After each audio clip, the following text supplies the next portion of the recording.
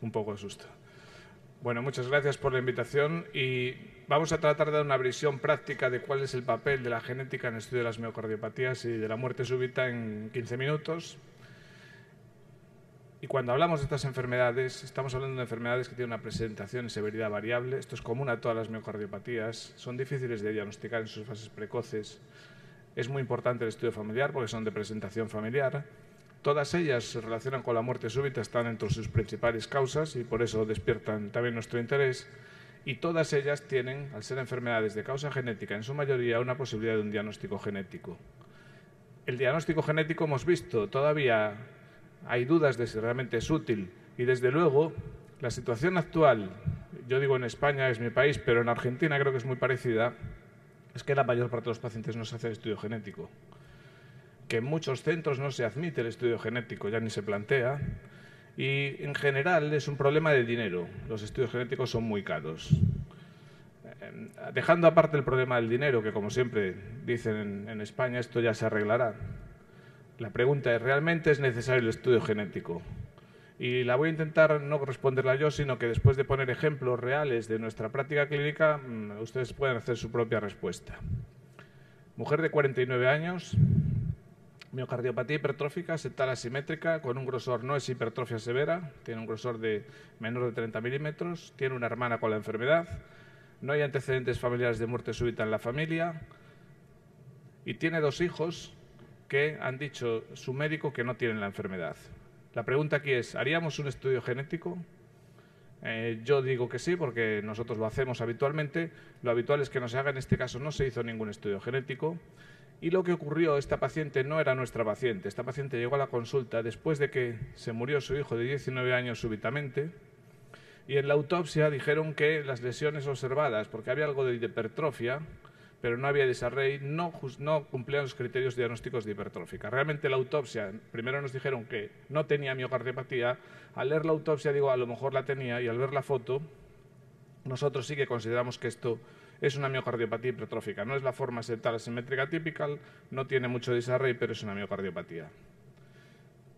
Aún no llegó la familia a nuestra consulta, estaban seguidos en otro hospital, se murió la mujer 3 meses después, el día de Navidad, súbitamente. Todavía no se había hecho ningún estudio genético.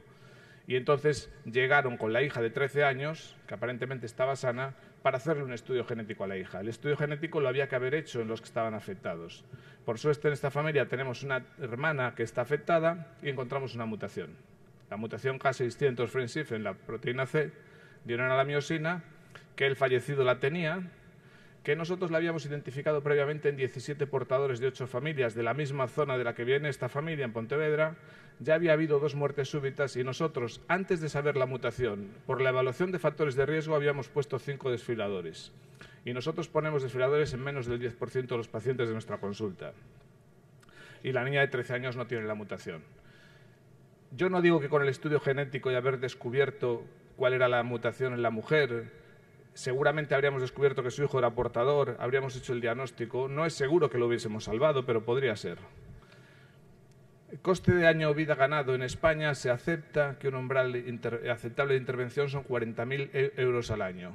Si gastas 40.000 euros por salvar un año de vida, no digamos a una persona de 19 años, es aceptable.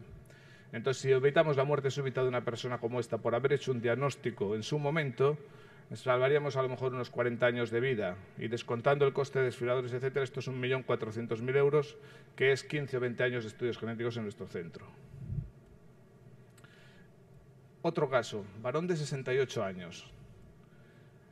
Con 42 alguien le dijo que tenía miocardiopatía dilatada. En el eco, con 68 años, tiene un ventrículo de 60 milímetros, una función moderadamente deprimida, una fracción de eyección del 40 a 45%. ¿Le haríamos un estudio genético a este paciente?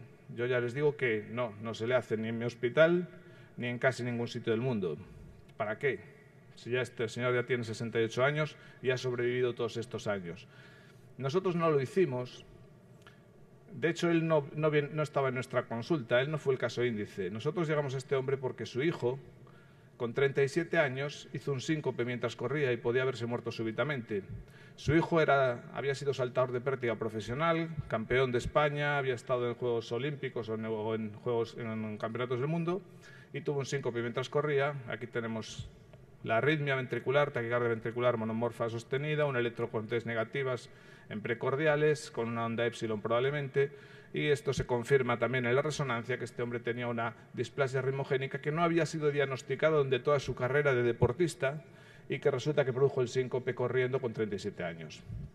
Entonces hicimos el estudio genético y encontramos una mutación en el gen de la desmocolina, que nosotros creemos que es una mutación patogénica, y esta mutación, por supuesto, la tenía su padre. La miocardiopatía de su padre también tiene una afectación ligera del ventrículo derecho, y seguramente si hubiéramos diagnosticado a su padre y hubiéramos encontrado la causa de la enfermedad y hubiéramos sido este deportista, quizá le hubiéramos estropeado su carrera profesional, pero en este caso habríamos hecho bien.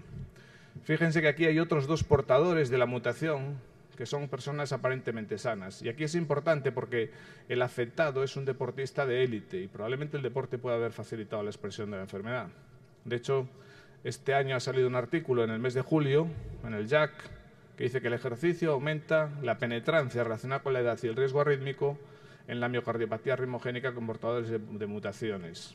Este trabajo, con 87 portadores de mutaciones asociadas a displasia, evaluaron la actividad física que esta gente había hecho desde que tenían 10 años de edad y qué relación tenía esto con la presencia de arritmias, insuficiencia cardíaca y el cumplir criterios de miocardiopatía ritmogénica. Y lo que vieron es que aquí vemos los cuartiles, cuanto más ejercicio, más frecuentemente desarrolla la enfermedad, y aquí comparan los atletas con los no atletas. Los no atletas solo desarrollaron la enfermedad cumpliendo criterios diagnósticos en el 30% y los atletas en el 80%.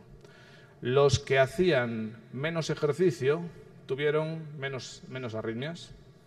Los que hicieron menos ejercicio antes de tener el diagnóstico no tuvieron insuficiencia cardíaca, los que no habían hecho ejercicio previamente, y los que durante el seguimiento, después del diagnóstico, siguieron haciendo ejercicio fueron los que fueron peor. Entonces parece que esto apoya la idea que ya teníamos de que en estos pacientes portadores de mutaciones el ejercicio puede ser determinante en que desarrolle la enfermedad, y por eso un diagnóstico genético, con las debidas precauciones, debe de haber una recomendación de evitar el ejercicio físico. Este es otro caso, 29 años, aquí no sé si verán bien el electro, pero el electro tiene asintomático una T negativa aplanada en cara lateral y cara inferior.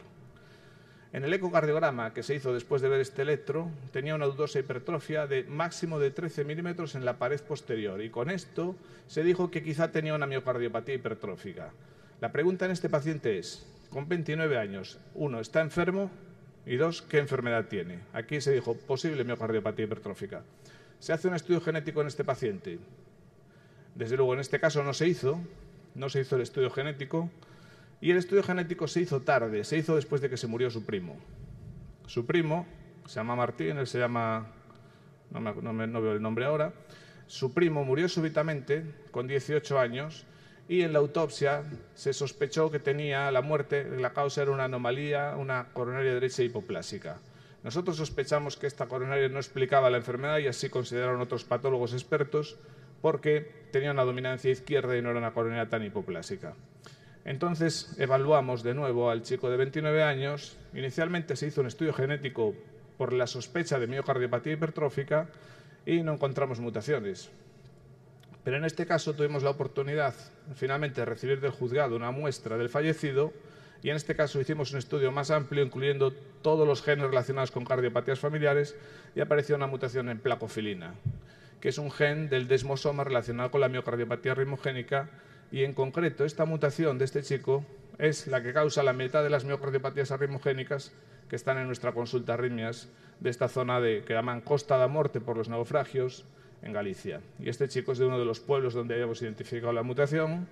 En este caso, la genética nos ha permitido saber que la causa de la muerte probablemente son complicaciones de una forma de displasia ritmogénica, y que el diagnóstico de este chico no es hipertrófica, sino que probablemente es una miocardiopatía ritmogénica incipiente y debe de evitar el ejercicio.